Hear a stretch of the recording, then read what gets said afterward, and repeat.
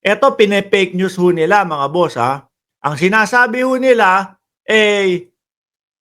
ang Pangulong Bongbong Marcos daw ho, ay pinipigilan mga kababayan. Yung alin? Sabi ng mga Duterte, mga DDS, si Bongbong Marcos, yung Malacanang, pinipigilan nila. Yung alin? Yung rally ng Iglesia ni Cristo. Totoo ho kaya mga kababayan? Wala pong ganun. Ano po? Bagkos nakasuporta din po ang ating presidente, no? Sa rallying isasagawa po ng Iglesia ni Cristo, mga kababayan. Ano?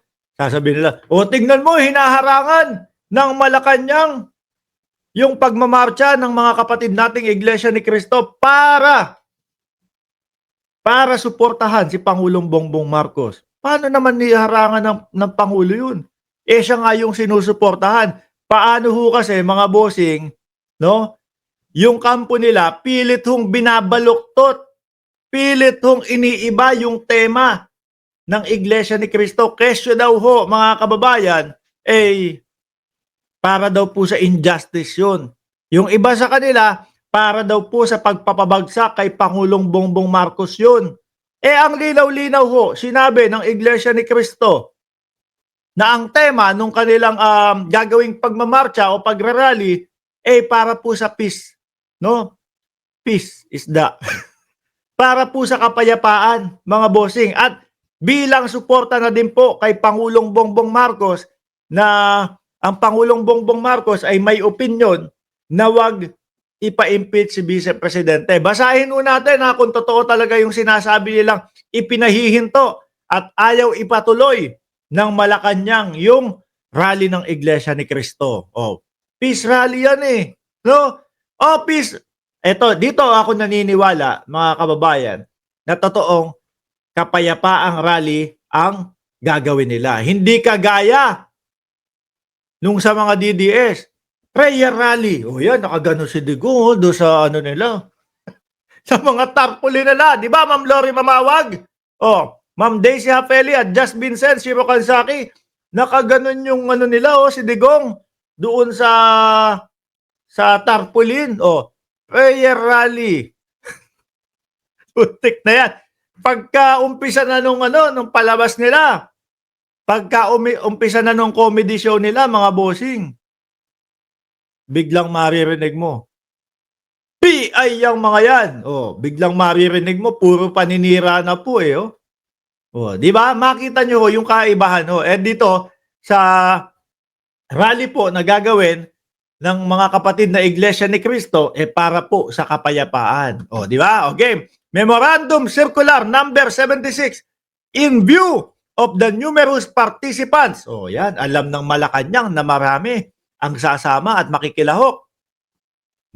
In view of the numerous participants expected to travel to and within the cities of Manila and Pasay on 13th January 2025. Yan po yung mismong petsa nung marcha nila. National Rally for Peace of the Iglesia ni Cristo, and to allow for the organized conduct of the event, work in government of offices and classes at all levels in the city Manila and Pasay shall be suspended.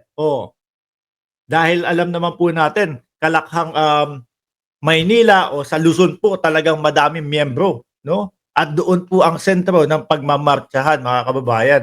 Kaya nakikiisa pa ang ating Pangulo para wag na mahirapan yung iba, isuspende na lang muna natin yung mga klase. Yan, in all levels, no? January 13, 2025. Paano yan? Pinapakalato ng mga DDS. Malacanang.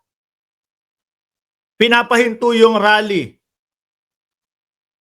Wala naman po palang katotohanan. Kasi ang gusto ho nilang mga ipalabas dyan o ipakita sa sambayan ng Pilipino, mga bossing, masyadong hinihigpitan ng Pangulo. Wala naman pong ganun talaga. Diba? Gusto nilang ipalabas dyan, mga kababayan, na Pangulo ang masusunod. Martial law na.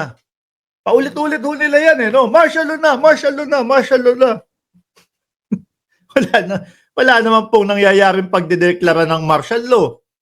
Oh, tuloy pa natin. However, those agencies whose function involve the delivery of basic and health services, preparedness, response to disaster and calamities, and or the performance of other vital services shall continue their operation and render the necessary service. O tuloy pa din ho yan, no? Yung mga nagde-deliver, lalo na yung mga health services, etc., etc. Para kung sakali na may mga nangyaring kalamidad na hindi inaasahan, tuloy po ang pagtatrabaho at tuloy at merong mga taong tatanggap, no, doon sa mga mabibiktima.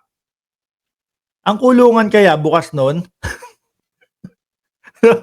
baka mataon kasi ng January 13 na ipatawag si Dado o tapos imbitahan sa Oblo. Bukas kaya, no? Sana bukas, the suspension of work in private companies and office is left to the discretion for their perspective head. O, yun, yung mga pribado ho, mga kababayan, hinahayaan na sa kanila. O, paano nila masasabi na ang ating Pangulo ho minamanipula o sinasabi na ayaw payagan ni BBM yung rally kasi natatakot na makikita madaming dadalo. Unang-una, yung mga DDSO, sinabi na nung mga INC na nandiyan na po si Chi. Oh. Sabi po ng INC, kung meron kayong ibang pakay dito sa aming rally, wag kayong sumama dito. Gumawa kayo ng sarili ninyong rally. Huwag nyo kaming idamay diyan sa pasigaw-sigaw ninyo. No?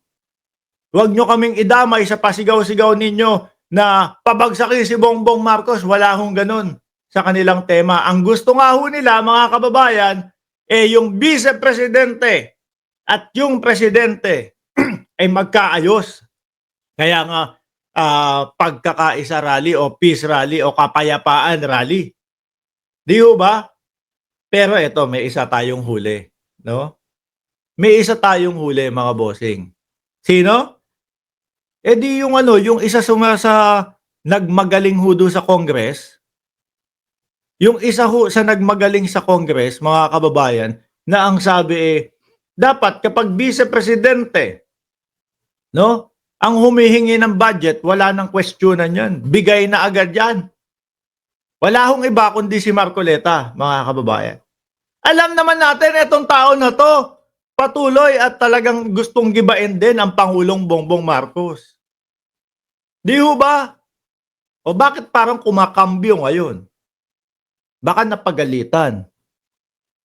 Si Marcoleta ho ba talagang Iglesia ni Cristo? Kasi nakikita ko siya,